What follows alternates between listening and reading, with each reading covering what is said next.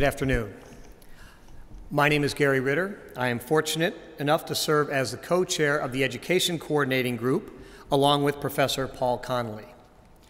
I'm a professor of education policy, so I'm one of the Campbell people with less of an interest, perhaps less of an expertise in methodology. I'm more interested in interactions with policymakers and relevance to policy. So I'm very pleased to be chairing this session and introducing Paul for this afternoon's plenary talk. I'm particularly pleased to be doing this on the heels of the Baruch Award being given out to Dr. Weisberg. Bob Baruch was one of my dissertation advisors, and of course, as we heard, Bob Baruch is one of the leading advocates of randomized trials to inform public policy, and this is what Paul will talk about. Paul Connolly is professor of education and head of the School of Education here at Queen's University, Belfast. He's co-chair of the Campbell Education Group, as I said.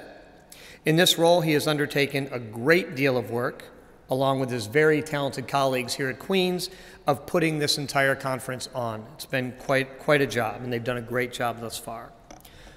Professor Connolly has a particular interest in evaluations and in undertaking randomized controlled trials in educational policy interventions. He's established the Center for Effective Education here at Queen's in 2006.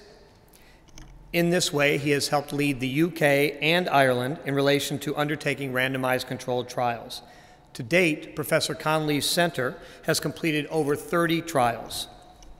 Today, Paul will be sharing some of his experiences from undertaking trials and attempting to promote an evidence-based approach to policy and practice in Ireland.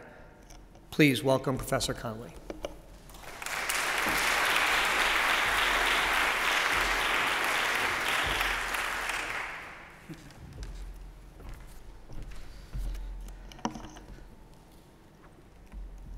Great. Well, welcome everybody again. I just want to, in my role as person here from Queen's, just to say welcome again to this ever sunny tropical city of Belfast. It is an absolute privilege to be hosting the Campbell collaboration here, and it's a true honour for me to be asked to do a plenary talk. So I'm absolutely delighted and thrilled here. Over the past 10 years on the island of Ireland, north and south, we've seen significant advances in terms of evidence-based approaches to policy issues, and particularly in terms of the funding of randomised trials. And as the title of my presentation suggests, what I want to do is explore some of the lessons that we've learned over that journey, particularly in experiences as researchers working alongside service providers, and particularly in terms of doing and introducing trials into a context where there was very few until a few years ago. Of course, the Campbell collaboration is about systematic reviews, research synthesis, but I think we all recognise that the evidence-based movement has to involve trials. If we don't have high-quality trials, we have no studies to do systematic reviews on. So I think it's useful for us all to have a reflection upon what goes on a little upstream, if you like, in the evidence-based movement in terms of doing trials, producing the evidence which then gets synthesised. And so,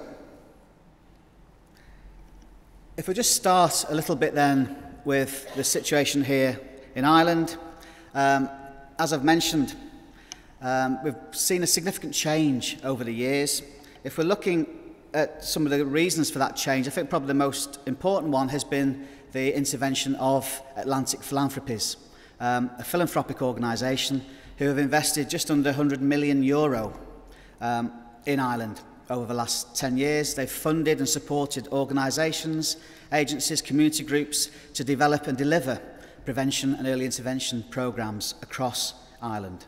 There's a very good overview of those programmes undertaken by the Centre for Effective Services. The links, yep, it's up there. The link's up there if you want to have a look. They've got a few reports trying to capture the learning over this time in terms of what we've learnt from the actual evidence from those many trials. Many of the programmes are ones which you'd be familiar with, the sort of proven programmes, if you like, internationally. So we're talking about Incredible Years, Functional Family Therapy, Big Brothers, Big Sisters, Triple P, the PATHS programme. But also there's been a number of programmes developed here in Ireland which have been locally developed, where researchers have worked alongside service providers to gather the evidence to inform the development of the programme, to look at what do we know about the evidence elsewhere, about particular elements from other programmes that may be useful, to put them together in a theoretically coherent way, and to test those new programmes. And those programmes included a number of bespoke parenting programmes here in Northern Ireland and the South, after-school literacy programmes, pro-social behaviour programmes for children from primary, elementary school, mentoring programmes, and also preschool programmes encouraging children to develop a respect for diversity and difference. And I think one of the key things in terms of Atlantic Philanthropies has been the condition that their funding to organisations is dependent upon a rigorous evaluation being done of all of their programmes, and wherever possible, that evaluation includes a randomised controlled trial. And this really is the start of our experience at the Centre for Effective Education here at Queen's, where, as Gary has said, since we established in 2006, we've done over 30 trials. Over half of those have been of programmes funded in some way or other by Atlantic Philanthropies. And it's the experience of going from scratch to doing quite a large number of trials in Ireland that I want to talk about today. And you'll see from the slide that the two things I want to really focus on in terms of the generation of primary studies is our relationship with the academic world and our relationship with what we can call the practice world, practitioners, service providers. And again, the reason for doing this is to give you some sense of what goes on upstream in terms of a development of and delivery of programmes. And I think what we'll see, or what I'm going to argue, is that we need to still see a step change in the culture of professional development amongst teachers in how we look at programmes if we're going to get the many more trials that we need to do good systematic reviews. So I'm going to start with academia. And I've talked about academics and paradigm wars.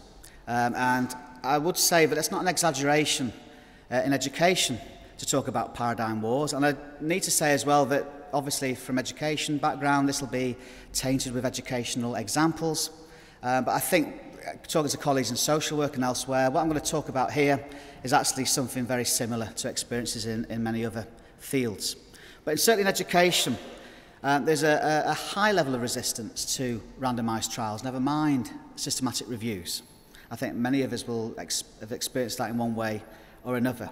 And to give you a flavour of that, I'm going to quote from probably the leading methods textbook in the UK, Cohen and Mannion, Research Methods in Education. So this is what most undergraduate and graduate educators learn when they learn about trials for the first time.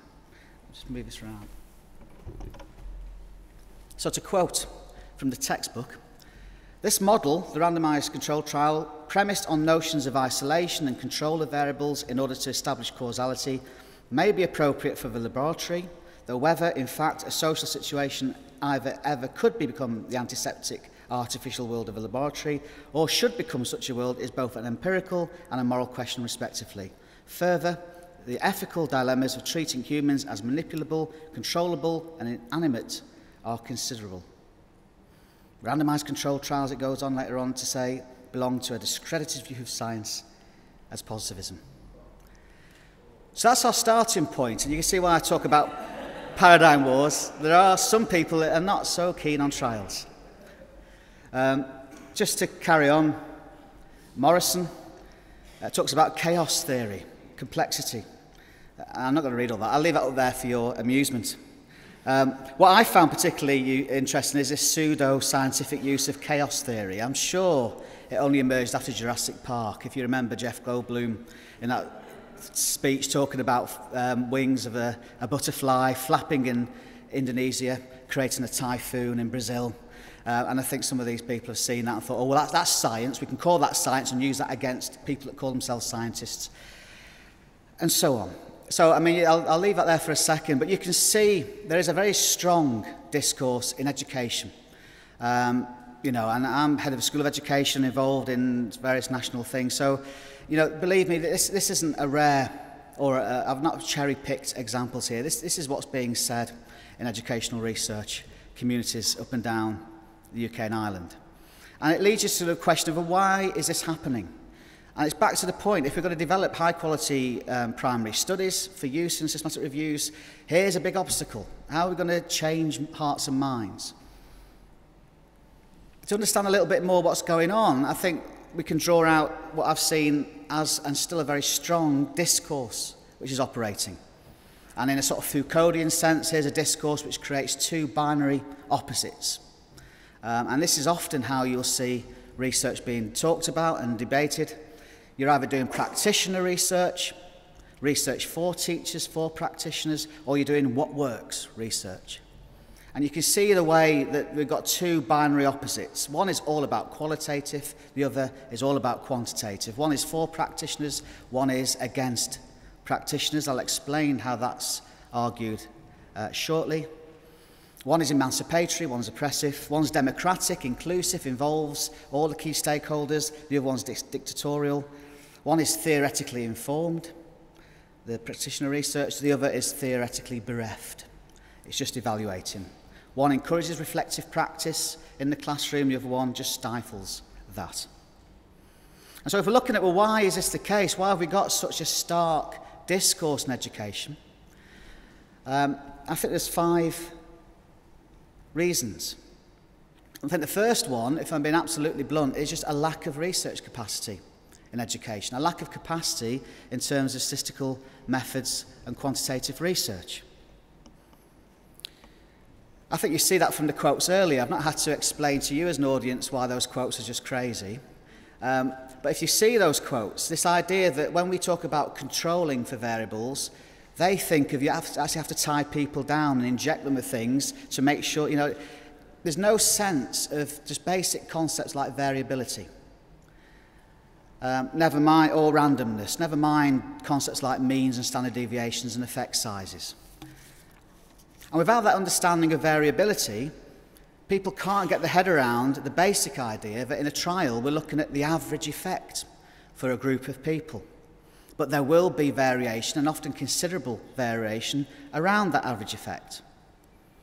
Rather, for those that have no basic grasp of statistics or quantitative methods, who are used to looking at people individually, qualitatively, they really can't understand how a trial can show that it's having a positive effect or no effect or a negative effect, and yet they've talked to Gemma or John in their qualitative study of that programme, and they've had a wonderful effect. They've had massive gains.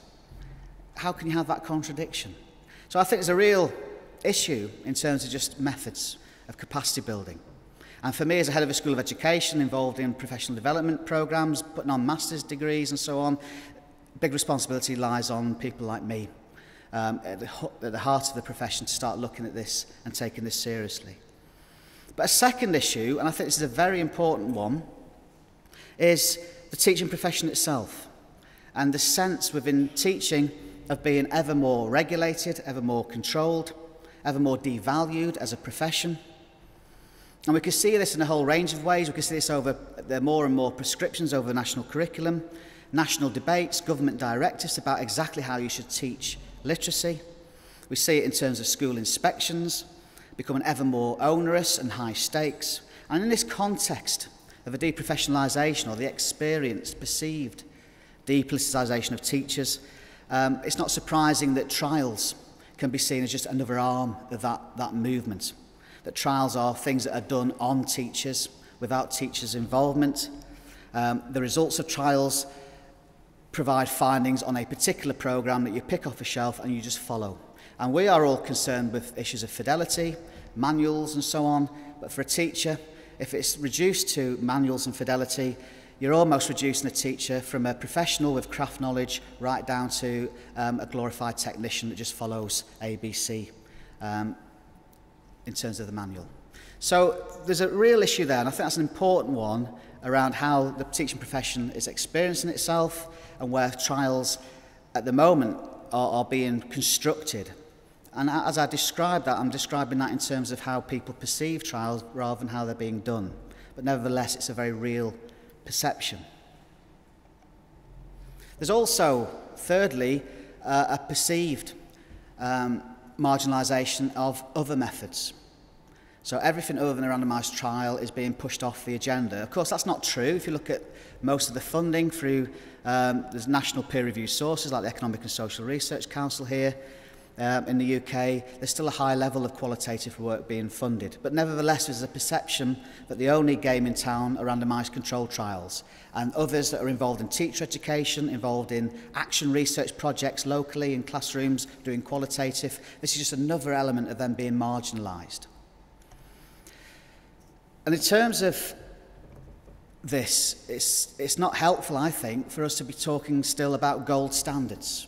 We talk about randomised trials being the gold standard of evidence. Well, they are the gold standards of evidence if we want evidence of effectiveness. There are no better ways of getting evidence of effectiveness than through a trial. But they're not a gold standard of evidence if you want evidence of people's perceptions, of people's experiences, if you want to understand processes in a particular culture or context. The gold standard of evidence then is ethnography, is qualitative. My point really is that we need to be a bit more nuanced in how we describe what we do in terms of trials. Gold standard has now become such a club to hit people with. It's not a useful term that I ever use anymore. I certainly make the argument that if we want to understand about effectiveness, then we need trials, but I don't go around talking in general terms about trials being the gold standard. But certainly there's this increased sense of marginalisation, and not just in terms of teaching professional practice, but in terms of research, which is often linked with that qualitative work. I think fourthly, I think we've been poor at actually putting forward alternative philosophical positions for our work, actually providing a clear basis and rationale for why we do what we do. What is the sort of philosophical, epistemological basis to doing randomised trials? And Campbell himself did a lot of that work a long time ago, but we've let that go. And so with the ignorance that's around in terms of quantitative methods, it's so easy for people to label us as positivists, because we don't have a clearly articulated sense of what we're doing that isn't positivist, that we can put forward confidently. The most promising way for me is through critical realism. This sense in a nutshell that there is something objective, something real out there that which we can measure. We can talk about the effectiveness of programmes, but we also recognise, and this is a critical bit, that the things that we can measure are never going to be perfect. There's certain things we can't even measure directly, but at least we can have a go. And so that type of approach, that type of epistemology, helps us to keep our feet on the ground as people doing trials. It stops us from overclaiming from one trial to the whole of the world. It helps us understand the importance of context. And it's really the basis for systematic reviews and meta-analysis, looking at where programmes work in particular contexts, the moderators, the mediators of particular programmes in particular ways. I think the problem with critical realism is simply it's been taken in a particular direction by, if people are familiar with realist evaluations and that whole area, Ray Pawson, Nick Tilley. And if you read some of their work, you'll see some of the old things about trials being positivist and the rest that I've quoted earlier. They're not very far off what Pawson and Tilley are arguing about trials.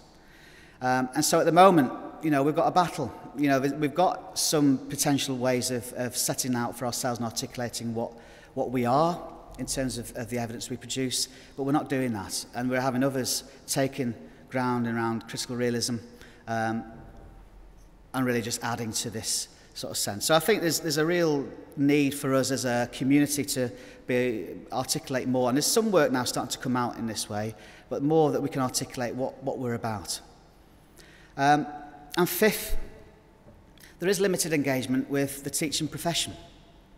That's not to say that we haven't got teachers involved in the development of programmes, involved in doing trials, but I'm talking much more fundamentally in terms of the culture of teaching, the culture of a teaching profession, the education of teachers, pre-qualifying, the curriculum, the CPD with teachers and so on. We haven't really made any headway in terms of getting trials as part of that culture. Where research does emerge, if at all, it's very much in terms of practitioner action research, qualitative, small scale.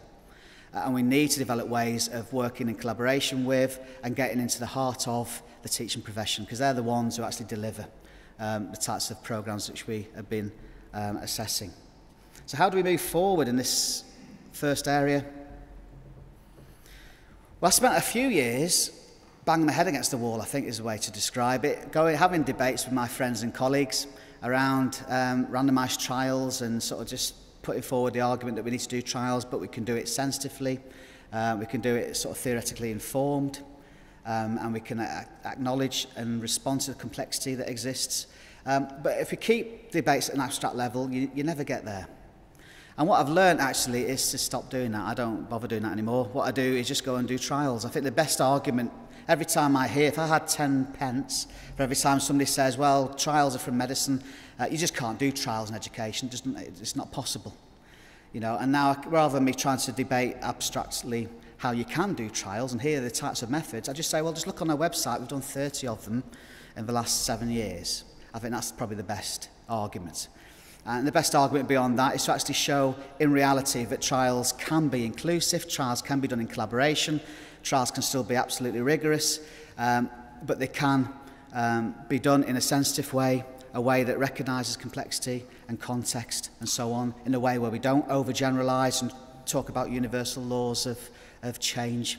You know, I think that is probably the most important way we can start making a difference by just doing more trials. We do have to focus on capacity building amongst educational researchers, and as I said, that is a challenge for me. Involved in teacher education and professional development and our masters and doctoral programmes, there's got to be a sea change in how we do training. There'll be a lot of masters programmes in the UK where you very rarely touch anything quantitative. You may have a couple of lectures in that area broadly, and it's probably from the people that I've quoted earlier, so you're not going to get a good grounding in anything useful. So we do have to look differently at capacity building.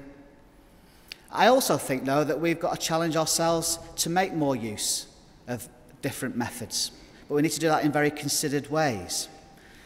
So again, breaking down this binary divide, this discourse that puts practitioner research against what works research, qualitative against quantitative, we need to be open to understanding and respecting the benefits that different types of methods can bring to a study. But this brings me to a general point, and when I mention this in other contexts, a question I often get from people is, well, that's all well and good, but what happens if you have contradictory results? If your trial says one thing, but the qualitative research says another? And I think that fundamentally shows you the ignorance that's around and the lack of understanding of different methods and what they're used for. My answer really is that you can't get contradictory results because the methods do different things. You only will get contradictory results if you're doing the methods wrongly and you're using them and applying them wrongly. If, for example, you're taking the trial results at that group level and saying that every individual is going to have that effect. Of course, that's not what we do. But if you did that, then you could have a contradiction because you'd be able to find a person who hasn't had that effect that was involved in the programme. And similarly, if you took a qualitative study and said, well, Jessica and James and somebody else, they've had a positive effect, and that contradicts what the trial says, well, again, it's misunderstanding. You can't generalise to the whole trial from one or two people. So it requires us to think more differently and creatively about how we mix methods in terms of trials. We need to see much more use of qualitative research at the very early stages, where we define and understand problems, where we set out what the issues are. We need to see qualitative research much more strongly running alongside trials, so we can really track the experiences of how programs are being delivered and implemented. But critically, and I think this is often missing in funding for trials, we need another stage once the trial's complete, where we have the findings, where we go back in the field, my old qualitative days, we go back to people to actually start working out, well, how did we get those findings? We found effects here, nothing there, and even a negative effect. We need to go back now and explore qualitatively what was going on. But you can see the way that qualitative research is being used. It's not being used to generate reality that we can generalise from, that this is what's happened. It's there to explore and to add detail to quantitative research and the findings of a trial. So we need to think much more creatively about how we draw different methods together.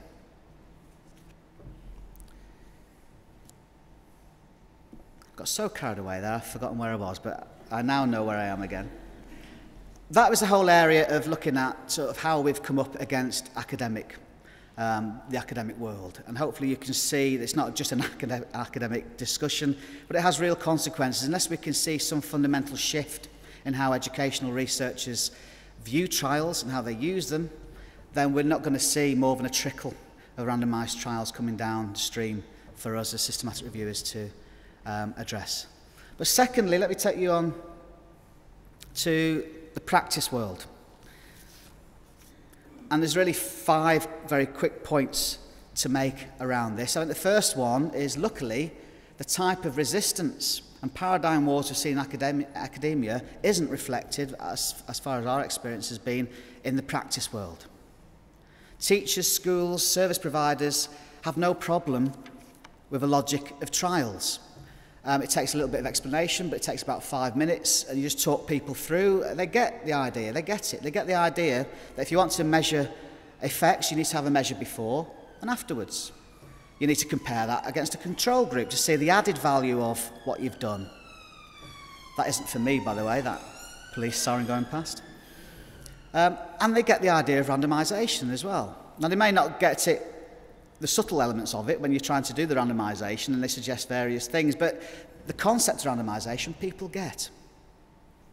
The challenge, though, isn't so much about doing trials, but it's more about the sort of the cultural shift from being focused on outputs to focus on outcomes.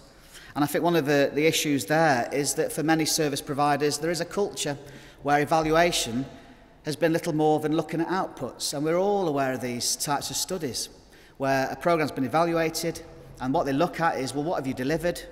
To how many people on how many sessions? What did the people think? Did they like it? Did they think it made a difference to themselves or the children they're working with? What would they like to see change? And that's the evaluation. And what we're missing, really, in all of that is any sense of outcomes. Did it actually have a positive, measurable effect on the development or learning or whatever it is we're looking at of the individuals concerned? And one of the key things that we've found important just in working with service providers, pragmatically on the ground, is the notion of using logic modelling. And I'm assuming everybody is aware of logic modelling and how it works. I'm not looking too closely for answers, because if you shake your head, I haven't got the time to tell you right now. But talk to me in the coffee break if you want a talk about logic modelling. But the basic idea of logic modelling, why it's been so important to us in doing trials on the ground, is that it really focuses ourselves on outcomes. It focuses the conversation between the service providers and all the different stakeholders about what it is that you want to actually achieve. What do you want to see changed? And once that's identified, it also helps us work backwards then to looking at, well, what needs to be put in place to achieve that change. It's the basic logic model. And it's been important, if I take one example of the work that we've done for a number of years with an organisation called Early Years, a sort of preschool organisation, where they've developed a homegrown programme to encourage respect for diversity, to reduce prejudice, to encourage inclusion amongst 3 to 4-year-olds. It's called the Media Initiative for Children. Going right back to the start, if you talk to anybody involved, they would all say, yes, we agree with diversity, and yes, we agree with children being inclusive. So there's no disagreement at that top level, but as soon as you scratch the surface, you find very different views on what that means. And for some, there's this sense that children can't be prejudiced at that age. It's wrong to even talk about that as an outcome, about reducing prejudice. We should just be looking at increasing their awareness of cultural differences, preparing the way for them to be more tolerant later on in life. And for others, they would say, no, children can have negative attitudes, and we need to be explicit about addressing those, even if we need to do it very sensitively and appropriately, but nevertheless we need to address that explicitly. And so you've already got, right at the start, before you've defined any programme, very differing views of what that programme should be doing. And what we've found is with logic modelling, it really opens up a discussion amongst service providers and stakeholders around what it is a programme should be doing, what we need to put in place to achieve that. It also critically enables that we develop a shared understanding between the researchers and the service providers about what it is that they want to achieve. And in that process of logic modelling, there's a very important role for researchers, an important role for researchers in drawing upon systematic reviews, drawing upon other evidence that's available to help inform discussions about what should we be doing to achieve those outcomes. So logic modelling is very important. So that whole area about this move to outcomes, about logic modelling, is one of the big challenges. The other big challenge is dealing with the fallout from trials. By fallout, I mean those occasions, and they are very often occasions that happen, where the trial gives us no results, or even negative results. We've had one occasion where we've had negative results in a trial. And of course, I think you probably found this yourselves, but when you're doing trials, service providers invariably are absolutely confident that their programme works. There's no debate or no concern that the programme doesn't work. It does work, and they're very happy for us to come in and do a trial because they just need the evidence from us to then use it to go and get funding. So to them, it's absolutely brilliant. Come on in, do the measurements, give us the report because the programme works. And then there's the day, it's quite exciting, even after so many trials, when you've done all the analysis and you just press the button for the final sort of answer to come down, and you look for the significance values there, and you see it's just a sort of blank line across everything that you've seen. And then you immediately start thinking, how are we going to approach this with the service providers? And there's at least three responses that we've got over the years to occasions like that where there's been no response, no effect. And the first response has simply been that they didn't think that the outcomes were the right ones. There's a lot of post hoc reinterpretation of what the programme was about. Actually, those outcomes were never the ones that we wanted. These are the outcomes we wanted. Or those are the wrong measures. Those measures are not capturing exactly what we're looking at, which is this. And I think that type of thing is exactly why we need logic models, why we need them right at the start of the process. It's why we need trial registrations, so we have this all out above board right at the beginning. We're very savvy to it now. We have it almost written down as a contract. These are the outcomes, the primary and the secondary and so on. It's all there.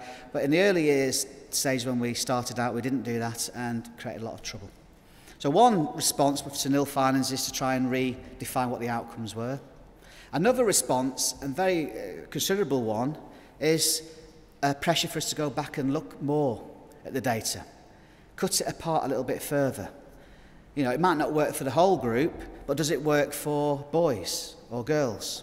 Or does it work for boys from deprived economic backgrounds? Or does it work for boys from deprived economic backgrounds who are Asian, who also have low scores at pre-test? And it's akin to staring at a cloud in the sky. If you look long enough and at different ways, you will see a face in some way. And again, if you look long enough at the data in all the different angles and put it up to the light, 100 different views on the data will give you 4 or 5 significant effects just randomly. I mean, that's the problem. Now, my view is that type of exploratory work is really important. It's important for theory generation. We've got such quality data, we should be doing that type of analysis, but it cannot be part of a formal reporting of a trial. It has to be reported maybe in a separate chapter called exploratory studies, where we don't report those effects anywhere near conclusively as we would for the main trial, the primary effects which the trial's been powered for. But again, there's pressure on us then to start looking in different ways. And then the third way in the response we get is, well, that's disappointing that the trial shows no results. But of course, that's only part of the evidence we've gathered for this programme. We've got all the qualitative stuff as well. And actually, the qualitative stuff's usually very good. Usually people like the programme, they think it works. So they say, well, of course, in openness, we'll report everything. We will report the trial. But we will report also all the qualitative stuff as well, which shows that everybody actually likes the programme and it works. And in fact, we'll bring that forward and have that as first chapter and put the trial as an appendix somewhere. Because we didn't never agree with the outcomes anyway. So there's a lot of pressure when you're looking at developing programmes.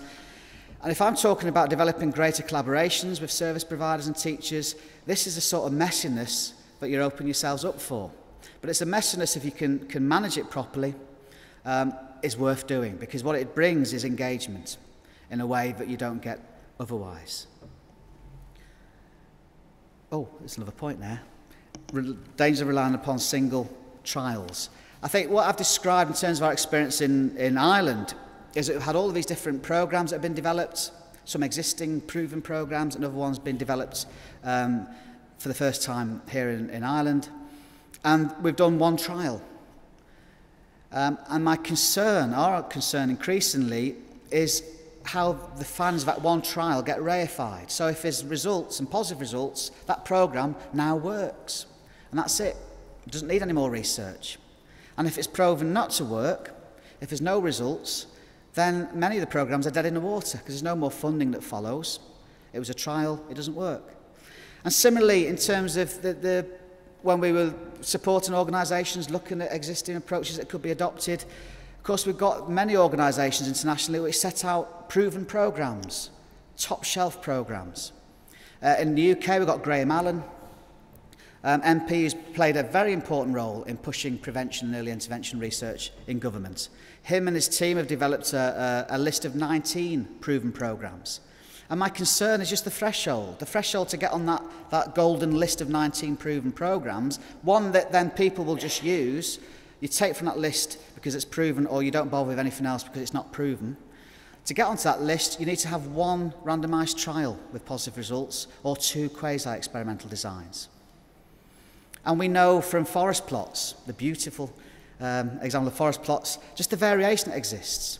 That individual trials are subject to variation like everything else. And so it makes me uneasy to think that we're going to focus simply on one trial and make long-term strategic decisions on the basis of that. To be fair, the evidence base is so low, maybe that's all we can do at the moment. Until we've got more trials coming through, till we have a cultural change, it's better to go for a programme where there's at least one trial than to one where we have no evidence whatsoever. But I think there is an unease with the way that we've been doing trials, of just going on and focusing on individual programmes. So, this is my last slide. These are the 4 things in terms of going forward in terms of the academic world. There are 2 more things I can add on in terms of the practice world. The first one, number 4, overlaps, and that's all very much about collaboration. I think we've seen that as a theme coming through. If we really are to get engaged with policymakers, with practitioners, if we really are to get in there and have a cultural change where trials become a natural part of professional development and life, we do need to be engaged, we need to be collaborating. Not least for all of the reasons I've explained earlier about this discourse, this binary divide between practitioner research and what works research. It doesn't have to be there. You know, we can, and we've shown, and many of you have shown through your own work, that we can bridge that gap and just move beyond. So that's one area. I think so that's number 4 on my list. The 5th area is that we do need to have a better understanding of what evidence is. I think for us, we need to avoid using the word gold standard just blankly like that. We need to understand that evidence, there's many types of evidence. One type of evidence isn't intrinsically better than another. It all depends upon the research question that we're asking. And that in turn helps us to at least open up the trials that we do to involve other types of methods, but in a very careful way. Not to have another, triangulation is a misnomer. We're not going to bring in qualitative research to triangulate and show that there's been a positive effect. The trial tells us whether there's something that's happened or not, but the qualitative has a very particular role in helping to understand what we found in the trial. And the more we can incorporate different methods in that way, the more we can start to break down that artificial boundary. And finally, a focus on outcomes. But a focus on outcomes which is firmly evidence-based. And that's really where we need where systematic reviews and meta-analysis come into their own. Whereas researchers, if we're looking at evidence-based programs and developing programs, there's basic research to be done in terms of looking at whether a particular context, what are the needs in that context. We can't assume that a literacy program done over in Minnesota is going to be appropriate for our children in Manchester. So we need to understand through research what's going on in our local area. Where are the problems in terms of outcomes? But then when we're looking at, well, how do we address that particular context, those particular issues, that's where systematic review should be at the forefront of what we do. So, that's my 6 points. I started with an idea of having 10, but I didn't have enough time, so I've got 6 points there. Very happy to answer any questions or just open up a discussion, hopefully. Thank you very much.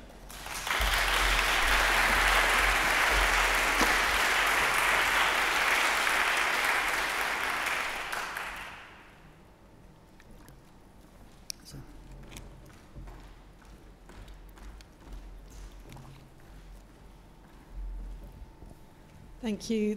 My name's Julia Morris. I'm from the College of Policing. I found that really interesting. It chimed with a lot of the challenges that we're facing trying to implement evidence-based policing, actually, and I found it really helpful that you're having the same sorts of challenges. It's reassuring in some ways. Yep. I just wondered if you'd had any resistance to the use of control samples from practitioners in education, and if you had, how had you persuaded them to maintain their controls and that it was, viable to do that? That would be one of the first questions we'd get when we talk about trials people, and they would say, well, what about the ethics of it? You can't deny somebody. I mean, I think we've all gone through those arguments that, well, we don't know what we're denying children if they go assigned to the control group. We don't know whether it works or not. And we have actually got an example of a trial where it had negative effects, a pro-social behaviour programme, which actually increased ratings of disruptive behaviour. So, on that one sense, we ethically, we don't know what we're assigning. There's the other argument that's just gone out of my mind. I'll come back to that one.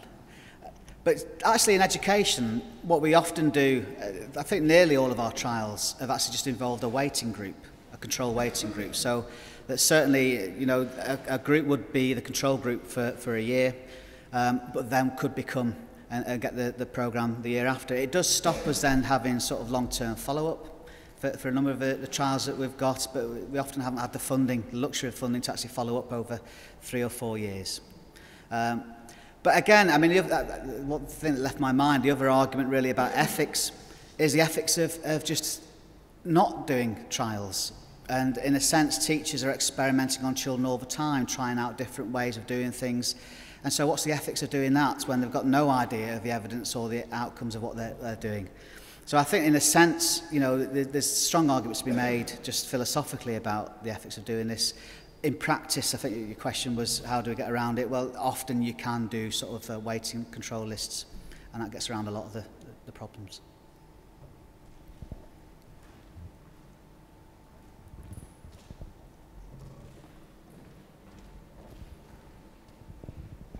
Thanks very much. Noelle Cotter from the Institute of Public Health in Ireland, and just want to say thanks very much for that. That was brilliant. I'd really like to hear your thoughts on longitudinal research and the need for that in your particular field. So say, for example, that there's been a trial, the evidence shows that it works, and just kind of what you said there, you have the money to do the 3 or 4 years, but the policymakers are really interested in what happens in 10 years. Yep. I mean, do you have any thoughts around that? I'd just be really interested to hear your opinions. Yeah. There is a trial we're doing now which has been funded, the Roots of Empathy programme, if you're familiar with that, from Canada. And that's in 70 primary schools. Half were allocated to this cluster randomised trial, half to take the Roots of Empathy for a year and half in the control group. And we've got funding to follow those for the next 3 years, I think, immediate post-test. And I can't tell the results yet because we're still working on those. But there is, I think, ideally, if we can do it and if we can get sort of strong data longitudinally, that's obviously going to be a benefit. And some of the classic studies in education of preschool projects and things has allowed people to make all sorts of wild claims about the how many dollars you get in investment by putting $1 into early childhood. If I could be a bit heretical in this, just play devil's advocate, I wonder how much we need longitudinal. I think a lot of the programmes that we've evaluated, can we really expect them to have long-term effects beyond the first year or so? I think if we can find, as I mentioned earlier, many of our trials have come out with no results. If we can find a programme that has at least immediate post-test positive results, to me that is probably the most important thing. What are we going to claim then in terms of we don't know whether those effects are going to last? Well, my guessing for most things, those effects won't last unless other things are put in place. And actually what I would argue, a great example is that early childhood programme on respect for diversity, where what we did show, that was a trial with just 74 preschool settings, over 1,000 children 3 and 4 years of age who we had direct measures in terms of attitudes and so on. And immediate post-test, there was improvements, small but significant improvements in terms of social and emotional development, in terms of respect for diversity, in terms of wanting to engage in other cultures and so on. Now, the question I've been asked a few times is, well, that's all fine, immediate post-test, but is that going to last? And my argument is probably not. probably if we did nothing else, we just went back to normal. And normal in Northern Ireland isn't normal. Well, most places are not normal in different ways. But if we just went back to type, then those positive effects in terms of inclusion and so on would disappear over a year. I think there's no doubt about that. Does that mean, therefore, that we haven't got enough evidence to push the programme? And I'd say no, absolutely, we've got enough evidence from one trial. I know we need more trials. But we've got enough evidence, encouraging evidence, that after the first year, that programme has an effect. What we should be doing then is saying, well, actually, that's a good programme for that age group, but let's be under no illusion that that's all you need to do. That's a silver bullet. You do that at the age of 3 or 4, and that solves everybody's problems. You need to still have programmes and interventions at 5 and 6 and 7 years of age into sort of secondary school and so on. So a question just to open up for people for the next couple of days, do we really need many longitudinal studies? Yeah, thanks. So how do I, 3IE, we also support doing mixed method study designs, but our study teams we finance really struggle with it. Yeah. And you have quantitative people with quantitative skills have no clue about quantitative methods, Yeah. or quantitative people won't speak to the quantitative people. Yeah. So what do you do? Yeah, that is a big issue. I mean, I've got to sort of show my hand now and say actually my background was qualitative. So I did a PhD, which is an ethnographic study of young children's lives. So I'm still confusing my friends in academia who just wonder why I've gone to the dark side with all of these things. So my background was very much qualitative, and I spent a lot of time criticising quantitative methods altogether. How can you put a number on racial prejudice? That was one of my sort of focus when I was doing stuff. I've come around a little bit then. But I think early on, when I then sort of learned statistics, did a master's in applied statistics and sort of learnt my way through all of this, I was under the impression that actually qualitative is actually easy. You just got to go out and talk to people. The quantitative is the hard stuff because you've got to learn stuff. But once you've learnt it, then you're there. But the qualitative, as long as we can get people in that can do quantitative, we can assume they can do qualitative. And I think that's my big lesson, that isn't the case. And I think some of the studies we've done, the qualitative isn't as good as it could be. There is a need for that. But this comes down to, this is what I'm trying to do very pragmatically in my own School of Education, is trying to create research teams. In education, people work in isolation. They do their own individual project, practitioner research, or they'll work with one teacher in one classroom, do a small-scale qualitative study. There's no sense of working in teams, as we may do in other areas of research. And what I'm trying to encourage is let's put people together who have qualitative expertise, who have substantive expertise in math education or science or whatever the programme's about, and statisticians and so on that work together. But it's that cultural shift as well. We need to get a better understanding of what different methods do, what evidence is all about. And through that, and it's a long-term process, we haven't reached it yet, but through that dialogue, getting past that binary divide, I think that's where we can make headway.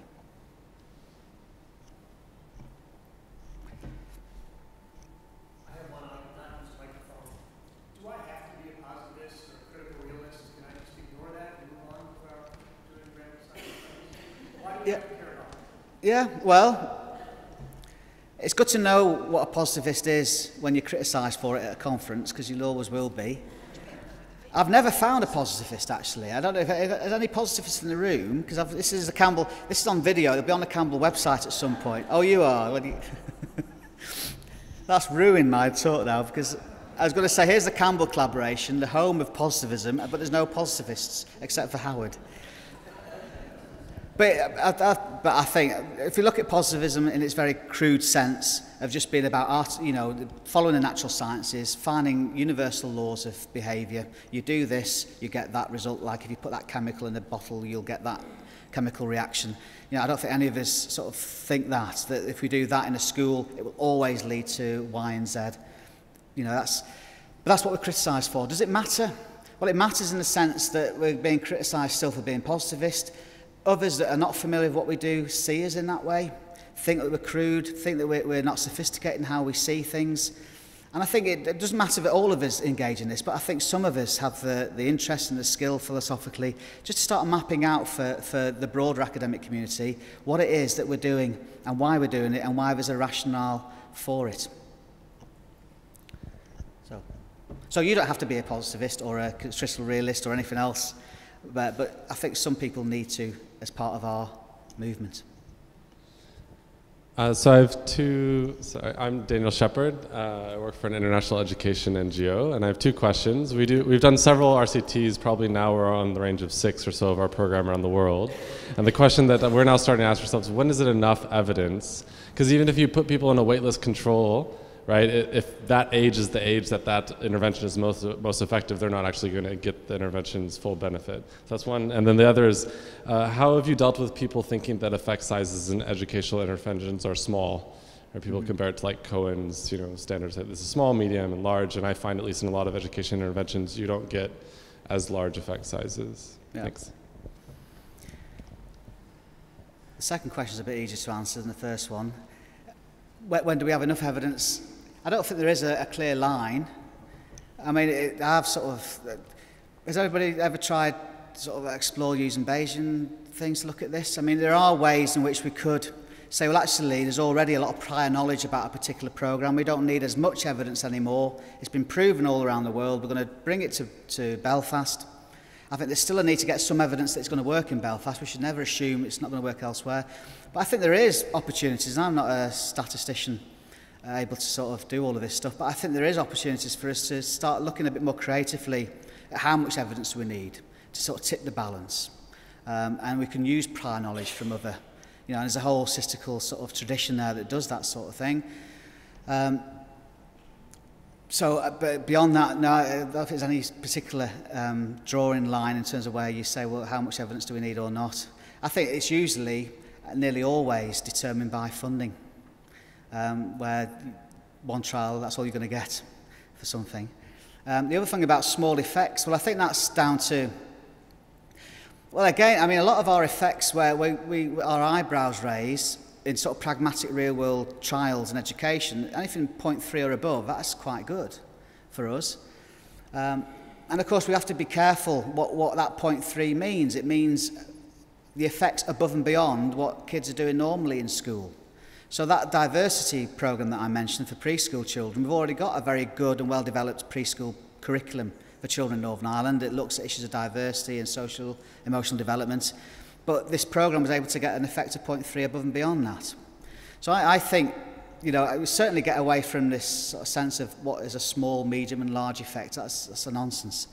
I think it's better to actually convert effect sizes into percentages to show, a couple of bar charts to show the percentages that have increased in this way or the scores that have changed, to put it into language that people actually understand.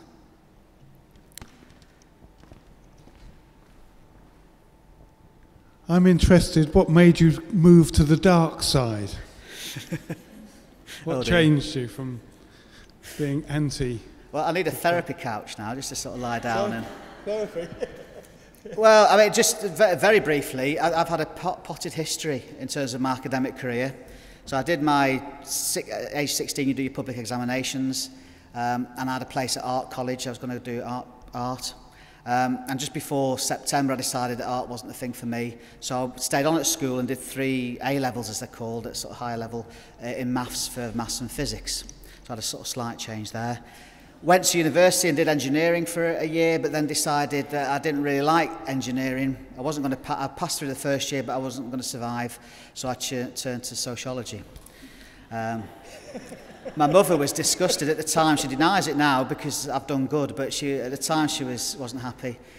And I think I moved to qualitative research. For me, my desire was social justice, was understanding, particularly about racism, looking at where it emerges in young children.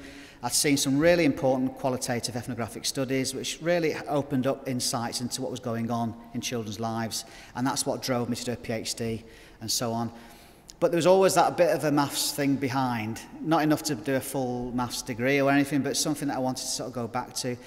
And there was always the question, I was finding these things that are happening in particular schools and classrooms, but the question of how generalisable is this? What's the prevalence of prejudice across? And the biggest question of all was, what can we do about it? And there's lots of debates that multicultural programmes don't work. What we need is more explicit anti-racist programmes. But we had no evidence at all for that. And so that drew me into doing a couple of just sort of mini pragmatic sort of pilot trials at a very early stage, and that got me into that whole process. Sorry for that, that's my life. I don't think you want to hear any more about that. One more question, I think. Thank you. Hey, Paul, good to see you again. Yeah, great to see you. I wanted to talk about theory for a second, if that's okay, and going to number 6 on your list. I do like logic modeling, particularly for more complex interventions, but for me it's because they promote more of a focus on theory in general. And I was wondering if you could talk about your experience with your impressive corpus of 30 trials of incorporating theory into social intervention trials and what we can do moving forward to do that more effectively, because I feel like at the moment we don't necessarily have well-developed tools for developing logic models rigorously based on theory and appraising theory that people have said they've incorporated in trials. So if you could talk about your experience with that, that'd be great. Yeah, well, so, some of the trials came very quick. Invitation to tender came out and bang, they're starting in about a month's time. So you can imagine we've all had that process. So there was very little theory or this debate. And actually some of the tenders came out and they already identified the outcomes. So we had, for those where we've been involved in the whole service design element initially, I mean, that's where we've been able to sort of look back at the literature, look at what do we know, whether it's racial prejudice or about how mentoring schemes work, and try to incorporate theory there. I think we're still a long way off. I think that the key thing I would stress, though, is, again, in my position now, we've been able to bring in and advertise for a number of doctoral studentships where trials have been the main focus. So we've actually set up a pragmatic trial, advertised for a studentship who would come in, do a PhD, but a PhD would essentially be a trial. And there's been a bit of a challenge there for me. I mean, it's easier when you're ahead of school to get things through. But in terms of debate, I mean, people would look at that and say, well, that's not a PhD, that's just an evaluation, that's not theory. And the biggest thing for me is stressing that actually a good trial is more, and if it is fundamentally a sort of test of theory. You're testing theories, you're testing hypotheses. Logic models can be as complex as we like, but that is the statement clearly of a theory of change. And so to me, actually, a good trial is as good as any PhD that you can do because it's about testing theory. And the same with systematic reviews as well. So we've got our first student, Kira's in the audience, who's now started doing a systematic review for her PhD. And again, with the meta-analysis, that's about testing theories. Lots of theories that are out there, again, mainly from qualitative studies and hypotheses about what works or what doesn't work. But here's a way with a sort of a larger meta-analysis to actually start testing those theories in real world. So we haven't gone very far along the journey, but it's absolutely something I've locked onto as what we need to focus on. Thanks. That's it. Thank you.